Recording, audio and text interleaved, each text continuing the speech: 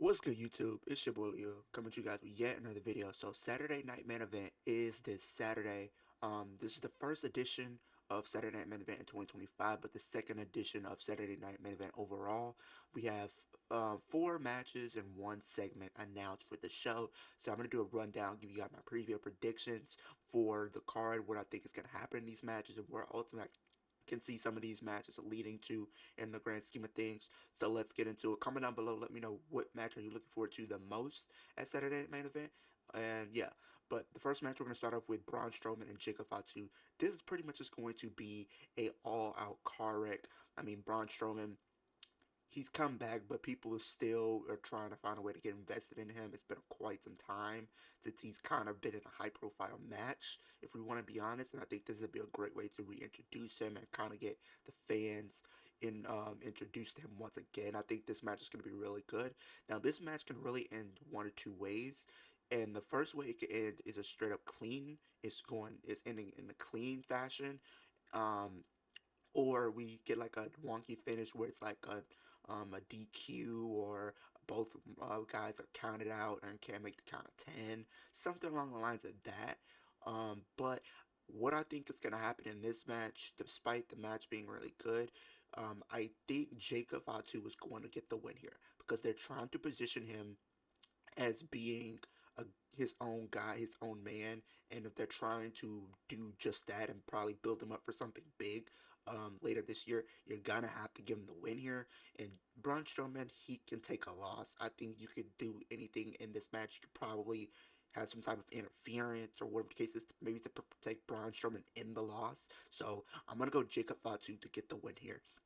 On to the next match that we're going to talk about is for the Intercontinental Championship. Braun Breaker defending the IC title against Sheamus. I think Sheamus is in a position to where he needs to get this win because it's like if he doesn't, then people are going to not really care about him finishing the story, quote unquote, or even the idea of him winning the championship. And honestly, I feel like Braun Breaker is probably going to retain because I think Sheamus might um be able to get back into contention later. I think maybe because think about it, he could maybe get another opportunity at the Rumble, maybe at Mania. Um, and I think when you do a match maybe down the line or something, I think there needs to be some type of stakes to the match potentially. Like if Sheamus loses, he can no longer challenge for the IC championship as long as Braun Breaker's the champion, or reminiscent of 2016 No Mercy, just like Nick Nemeth, aka Dolph Ziggler, when he faced The Miz, maybe Sheamus does a situation to where, or Braun Breaker makes a stipulation to where if you lose, you your career is done. Your career is over if you lose to me, and it could be career versus title. Maybe you could do that at WrestleMania, and then it adds more stakes to the match as well, and stuff like that. But I do think, as much as I would like to see Sheamus win, I think Braun Breaker's going to retain. Now, another thing. Sheamus should potentially win this. He should, but I don't think he's going to. But with Saturday Night Main Event, right? At some point in time, they're going to need to have some big moments happen on these shows. The reason I say that is because people, you want to have as many fans tune in to Saturday Night Main Event as possible, and the best way to do that is having some big moments happen at these shows because now it gives the fans the going into it like, oh, the last time we were here, the Intercontinental Championship changed hands, or maybe even a big title or main event championship changed hands, and then it gives people the opportunity and more people the opportunity to want to see these shows, and it makes it even a bigger deal than it already is. You don't want to go into these shows, and it's predictable because it's not going to do well if for the fans because they're not going to probably watch as much compared to if you were having big moments take place on the show. But I do think Braun Breaker is going to retain here. On to the next match for the Women's World Championship. We have Rhea Ripley defending the title against Nia Jax. Nia Jax recently lost her championship to Tiffany Stratton, and then she's competing for the Women's World Championship. This match, the feud that we've been getting is kind of like a rehash, I guess, of last year because they did compete last year in the beginning parts of 2024. So now in the beginning parts of 2025, we're seeing them compete once again. similar to Chamber last year. I think Rhea Ripley's going to retain. She just won the championship. It would make no sense for her to lose. So I I think she needs to retain here, especially with her just regaining the title and pretty much them. The WWE has made it clear that they want her going into Mania as champion, so I don't think that we put in jeopardy here. But I will say this at the very least: Nia Jax is probably one of Rhea Ripley's biggest tasks as a wrestler or champion right now, just because from a physical aspect, I think she poses a big threat to her, and I think that's something Rhea Ripley needs more of, people that pose threats to her. They haven't really built up people to look like a threat.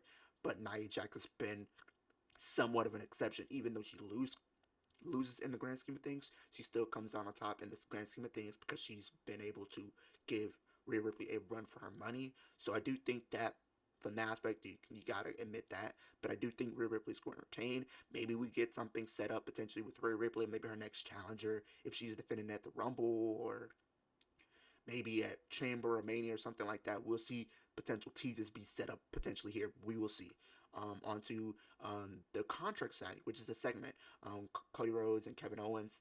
I think the segment was going to be really good because I think these two are going to try to amp up their feud even more, just because their match for the Royal Rumble for the title is next weekend, I would say. So they're going to try to amp up this match as much as they can, besides their go home show as well. And I feel like contract signings is kind of a good thing, but I think you could have maybe added in the match. But we don't want to do too much. But I do think Cody Rhodes and Kevin Owens are gonna amp up their match for sure, and I could probably see somebody going through that table. I'm just gonna be honest.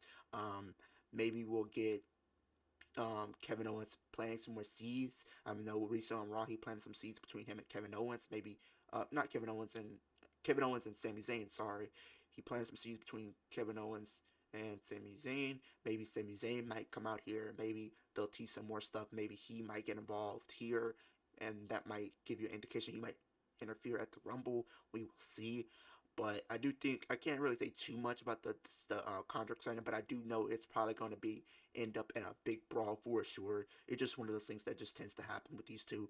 But um, I think Kevin Owens might stand tall here, and maybe stands tall on the go home or something along the lines of that, just because they might want to try to build Kevin up to look like maybe he might have this in the bag. Maybe he might just have this match won, and might be and it might just play it up in the sense of Cody Rhodes' championship and title reign might be in jeopardy just because of him falling short to Kevin Owens in the lead up to the match. So that might be a route that they might decide to take it in. We will see. And then the final match, which is going to be for the World Heavyweight Championship, Gunther versus Jey Uso. This feud's kind of been amping up, and I'm liking it. I'm not gonna lie to you. I will say that. I feel like not Braun Breaker, Gunther has definitely been doing some okay work with the World Championship. It kind of took like a little bit of dip, but now we're seeing, him finally get his footing as world champion. Jey Uso is a good challenger for him. I think it's pretty much clear as day that I think a lot of fans want to see Jey Uso finally get his moment and finally get that world championship. But I think when he does, it's going to be on a big pay per view like a Royal Rumble, maybe a Mania or a SummerSlam. I don't think his big moment is going to be on Saturday Night Main Event. Although, like I said earlier, it would be cool if you were to set the standard. Like big things can happen even on a Saturday Night Main Event. Now, if there was a possibility and you had Jey Uso win the World Championship, that sets the standard that like big things can happen at this pay per view. It doesn't just have to happen at a Royal Rumble, a WrestleMania, or a SummerSlam, or Survivor Series, and stuff like that. Things can happen at any time at any pay per view, and I think that would be a cool story to have and a cool narrative to tell to your fans as well. But I don't think that's going to be the case. If I'm gonna be honest, I think Gunther is going to retain. Jey Uso, he's already made it clear that he's going to be in the Royal Rumble. So I think maybe if they were to want to have this feud continue and maybe want Jey Uso to fight Gunther again, maybe you have him win the Rumble. But I don't know if that's the route that they're going to go in with the Royal Rumble, especially who they have going to be winning.